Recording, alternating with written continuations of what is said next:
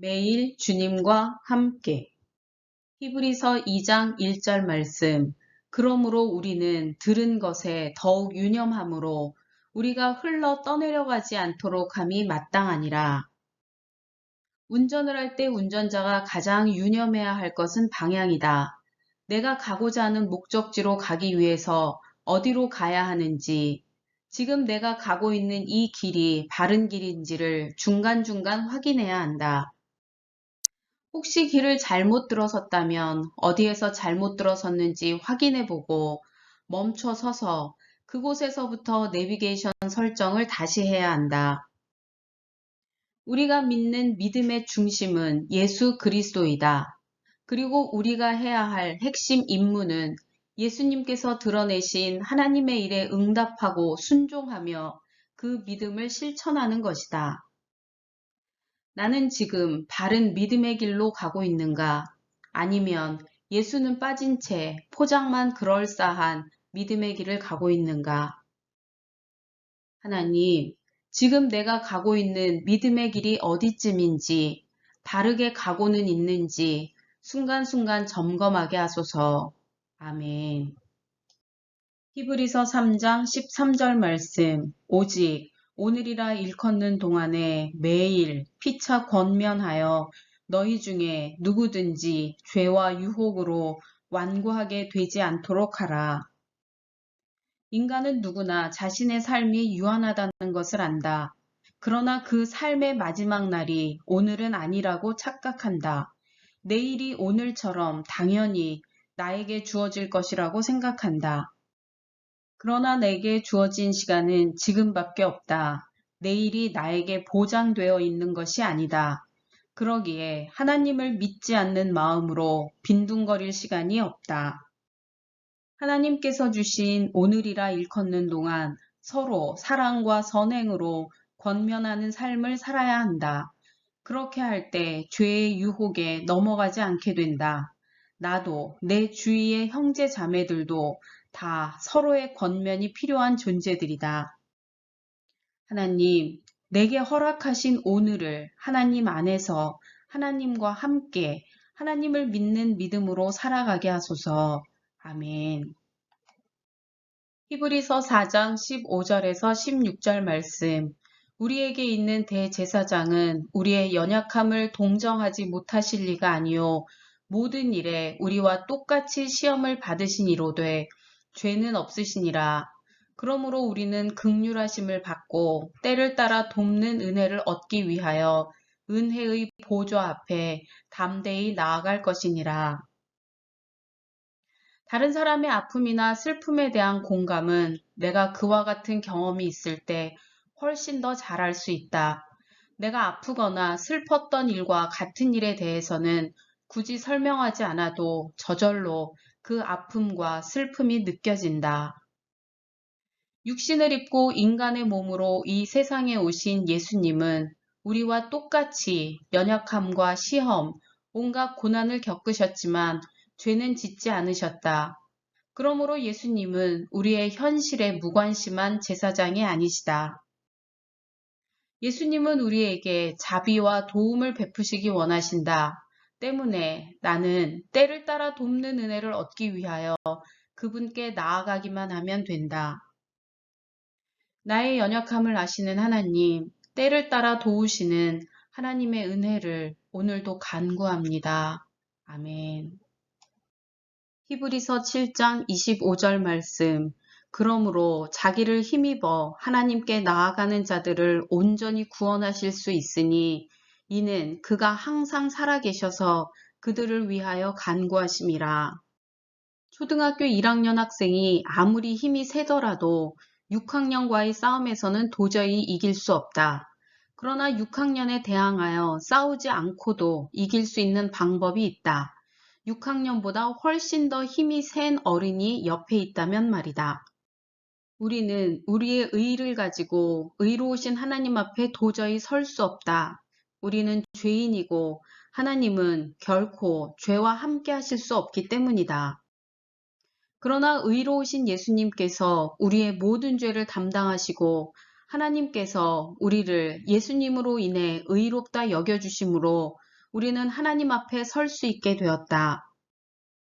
우리의 영원한 대제사장이신 예수님의 속죄하심을 힘입을 때에만 우리는 죄와 싸워 이길 수 있다. 하나님, 오직 예수님을 힘입어 오늘도 담대히 하나님 앞으로 나아갑니다. 아멘. 히브리서 9장 14절 말씀. 하물며 영원하신 성령으로 말미암아 흠없는 자기를 하나님께 드린 그리스도의 피가 어찌 너희 양심을 죽은 행실에서 깨끗하게 하고 살아계신 하나님을 섬기게 하지 못하겠느냐. 피 흘림이 없은즉 사함이 없느니라. 죄사함을 받기 위해서는 피 흘림이 반드시 있어야 한다.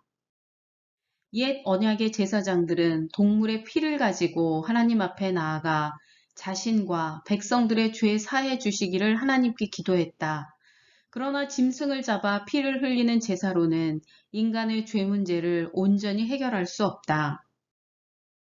우리의 대제사장 되신 예수님께서는 우리의 죄를 위한 희생 제물로 십자가에 달려 죽으시고 또 우리의 의롭다 하심을 위하여 부활하셨다. 오직 예수 그리스도의 보혈만이 우리의 죄를 용서함으로 우리를 의롭다 하실 수 있다. 하나님, 죄에서 자유를 얻게 하신 주의 보혈을 의지하여 오늘도 승리하는 삶 살게 하옵소서. 아멘. 히브리서 11장 6절 말씀.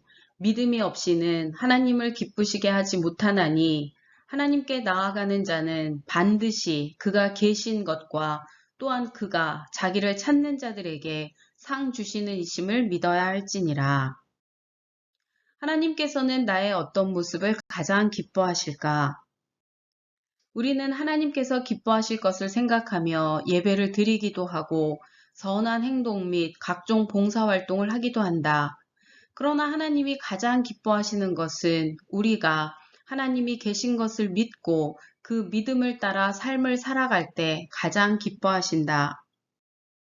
믿음을 떠나서는 결코 하나님을 기쁘시게 해드릴 수 없다.